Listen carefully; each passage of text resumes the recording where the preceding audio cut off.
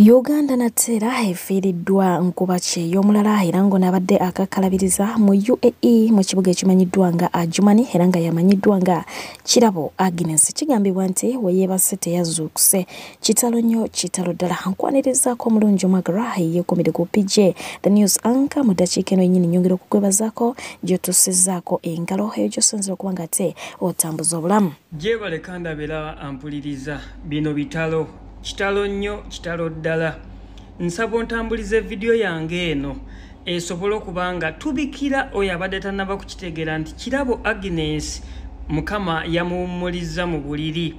Agnes ono abadde awangaalira mu kibuga Adjumani mu ggwanga erya UAE yasangiddwa mu buliri nga mufu.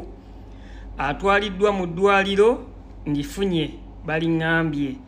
Nfunye ku family era eri mu inbox yange. Nkusaba otambuze video eno osobole okubikira oyo omulala. Information yonna ngenda kubangi bawa. Ngenda kubanga nsala amagezi gonna nga bwe kisoboka.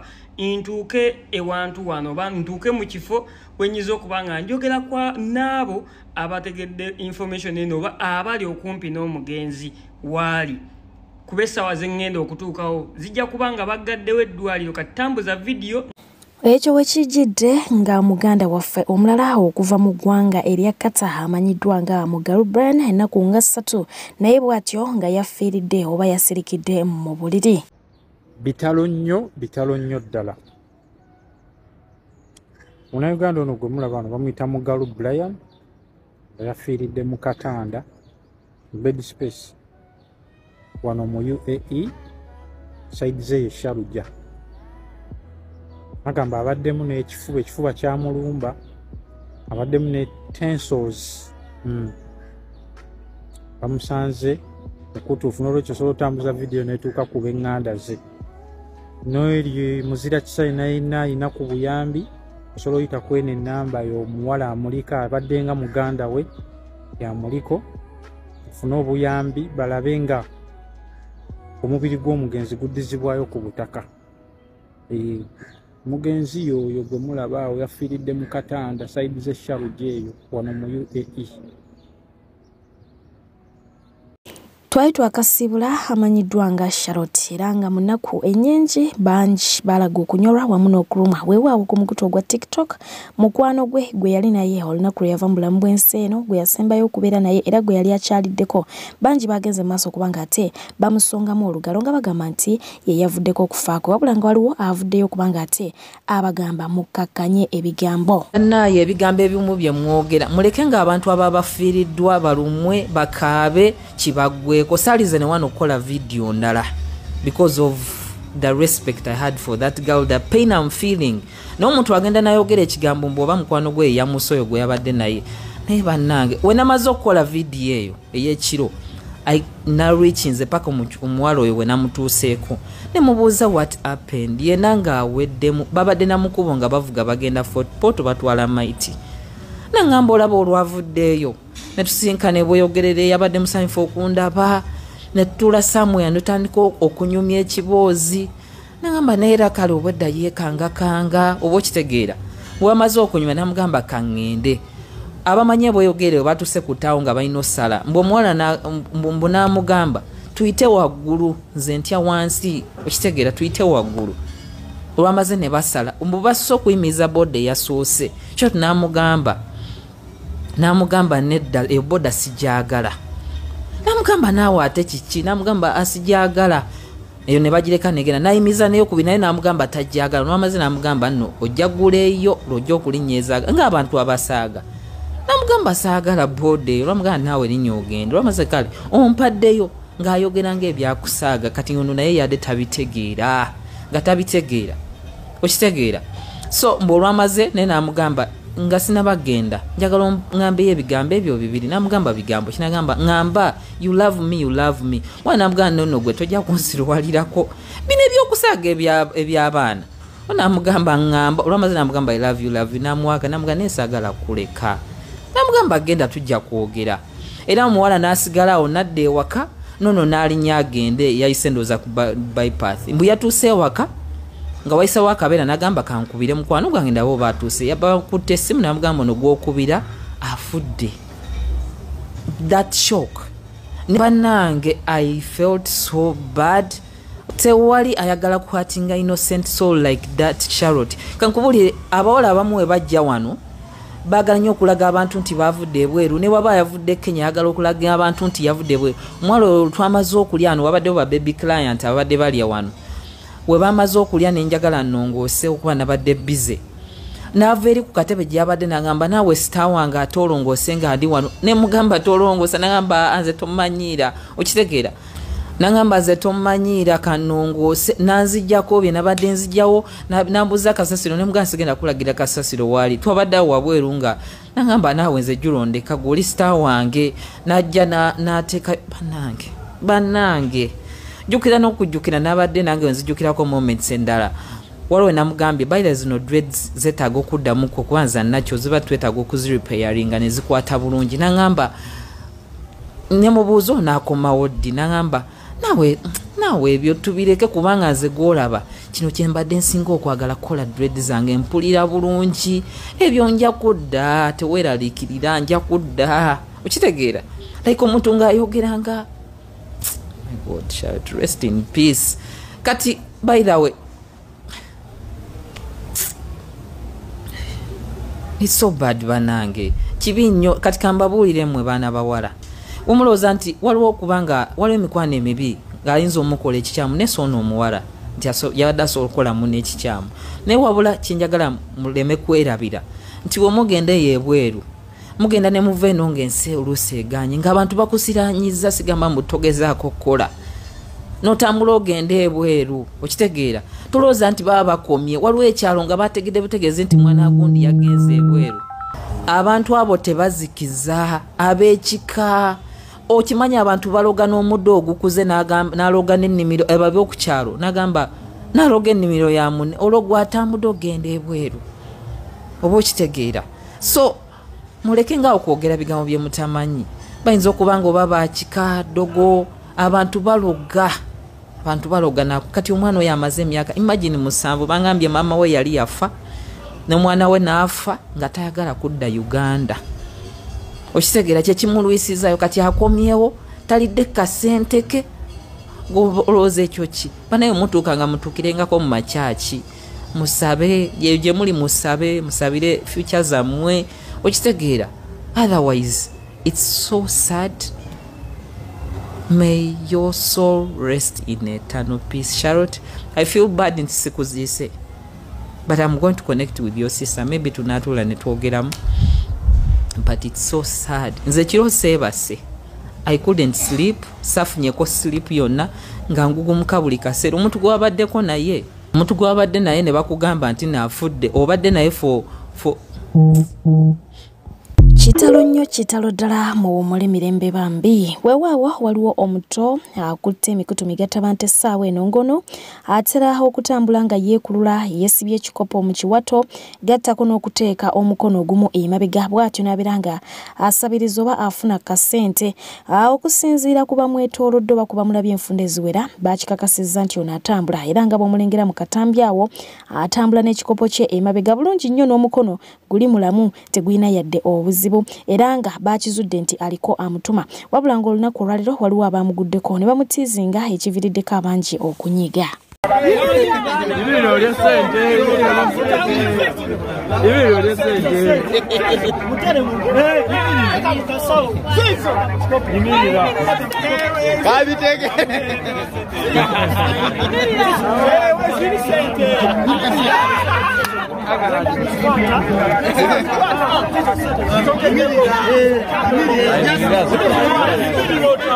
Casamiro,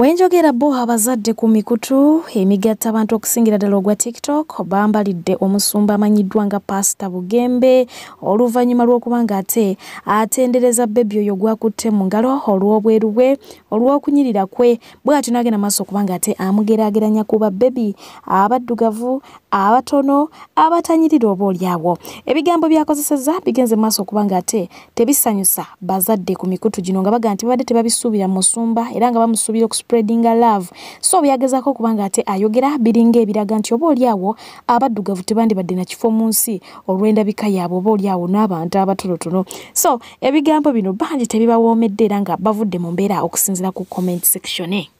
Banaye muzaale abaana abafaanana bwe bati. Naye ffe baatuzaala n'okaaba eminyira ne gikuvaako kano kaaniko. Naye bano bwe bati anyuma n'okusitula. Ate musanyufu abasajja munoonye abakyala nga tebazaala kantu kaddugavu nnyo ate ekisusse nga nze.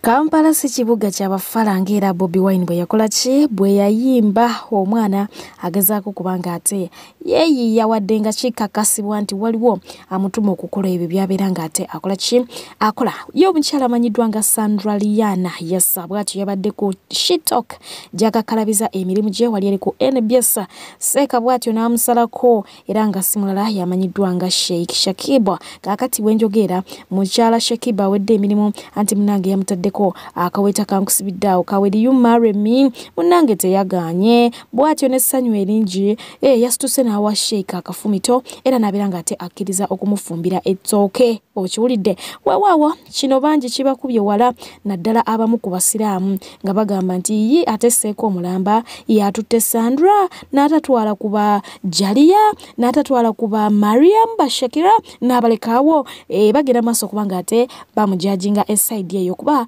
bamanyi bulungi nnyo engeri omukyalo ono gy'aweerezaamu emirimu gye wali eri ku TV. So bo kibakubyemukko wala okubanga ate agenze n'atali musiraamu naye nga omukyala tumulaba yeebikirira mu kisiibo kino agezaako okubanga ate agoberera eddiini ya bba oba agezaako okubanga ate ayamba kati ku bba nga bwe kirina okubanga ate kikola ki kibeera. So tubeere nga tetumuyozaayoza Sandra Liane abangi bamukazaako erya Lusiya bw'atyo bw'alabise.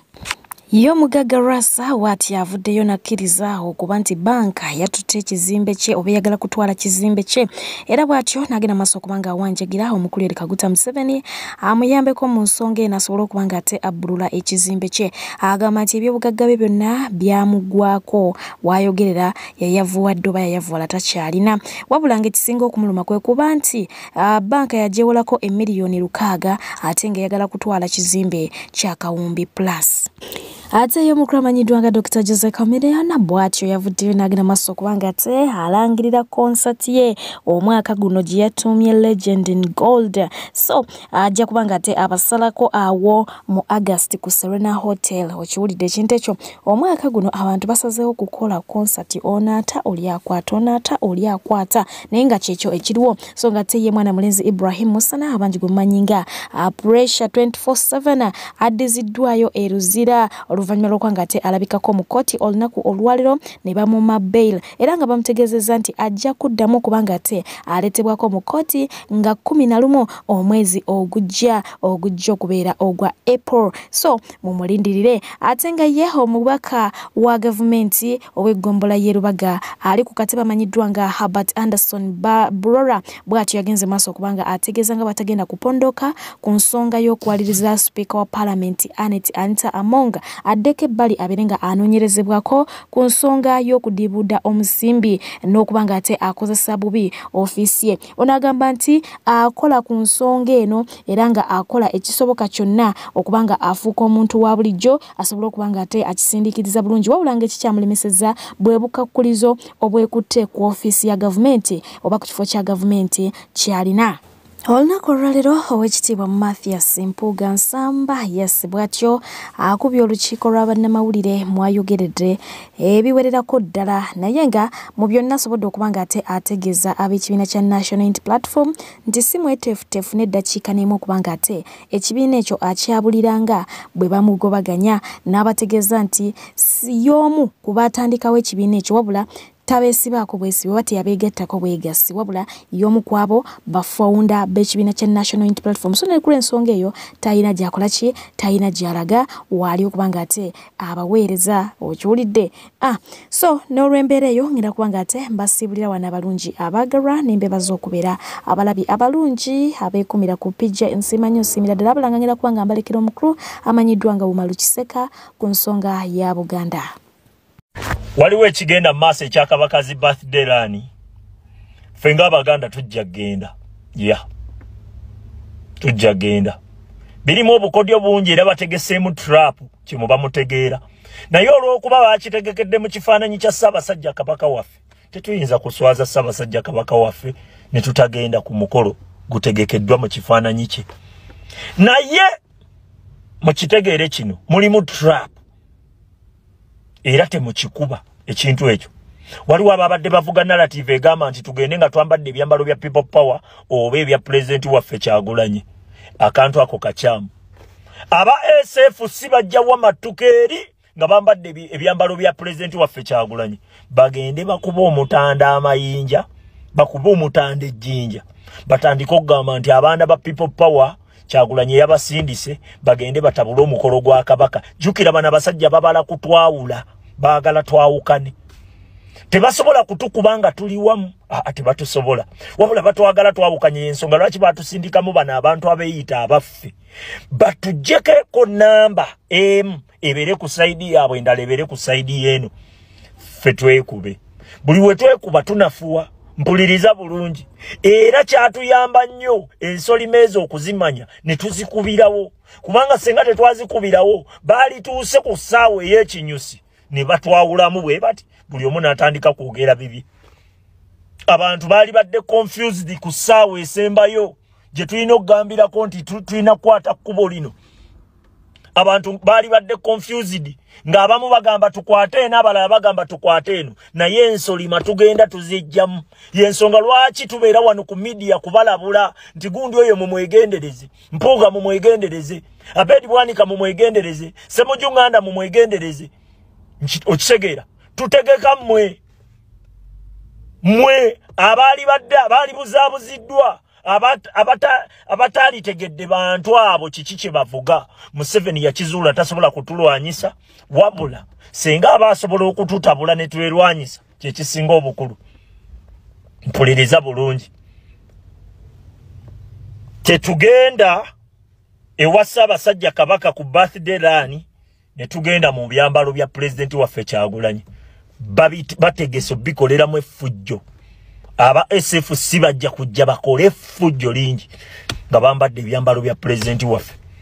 Bamala okukola effujjo batandika okutambuza propaganda nti Kyagulanyi yasindisa abavubuka ne batabangula omukolo gwa Ssaabasajja. Kubanga tukimanyi bulungi Kabakazi birthday run ebaddewo ebbanga n'ebbanga. Segera tugende tuweese omutanda ekitiibwa newankubadde tukimanyi waliyo akabinja k'ababbi. Yes. Newankubadde tukimanyi waliyo akabinja k'ababbi era akabalirako ebyobufuzi. Tulina kubeera bagezi nnyo okuyingira ensonga eyo. Mbatadde mwebale.